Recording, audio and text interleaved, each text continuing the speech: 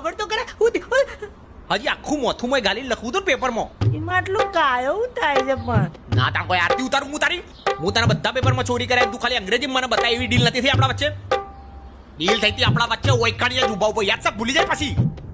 પ્રીતિ lead અંદર જ સાહેબ બોલાવશે.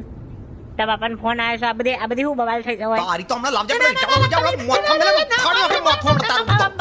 બે પોણી મારે એય હું ચાલે છે? ક્લાસમાં તો છો ને મનો સાહેબને ફોન કરજે લે. આ માર ખાઈને ઘેર જશે આજે. એમાં મારે હું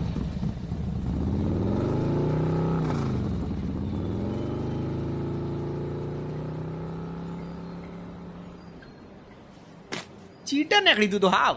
વાત તો એટલે પણ એવું જય નહીં પણ પાછળના પાછળામાં બંધ કર ને કે તું એ માર ખાઈને ઘેર જાય પાછી.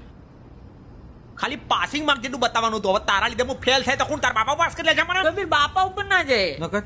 નકર તું લે મારે મને. હા મારે મને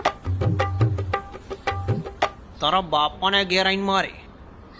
હું તારા ઉપર વિશ્વાસ જ ખોટો કરું. તને આદત તને કયો વિષય નહીં આવડતો?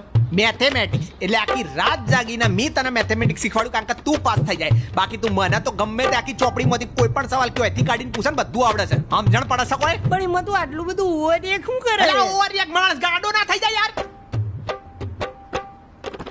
છઠ્ઠું ધોરણ યાદ છે તને?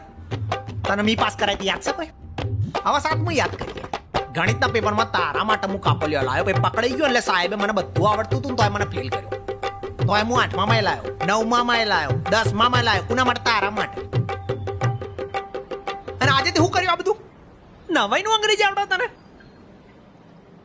સોરી બક્કા જો આ છેલ્લી વોર્નિંગ હતી. હવે મારા મગજની નસ ના કેતી નકદ બતાવી દે કબીર કોણ છે. સમજણ પડે છે? જો આવું ના કરતું છે ને આ ઘેડો હતી. ઇંગ્લિશમાં પાસ થઈ જવો જોઉં હું. અને જો ફેલ થયો ને તો મારથી ભૂંડું કોઈ થશે નહીં. હો જોઈ લેજે તું. પણ હું કેવી રીતે પાસ કરી આલું છે? ચમ તે દળ કહેતી તો હતી તું. બહુ મોટી મોટી વાતો કરતો તારા બાપુ ટ્રસ્ટી બધા ભાઈબંધ છે પાક્કા. હા તો કરાવો જો પાસ.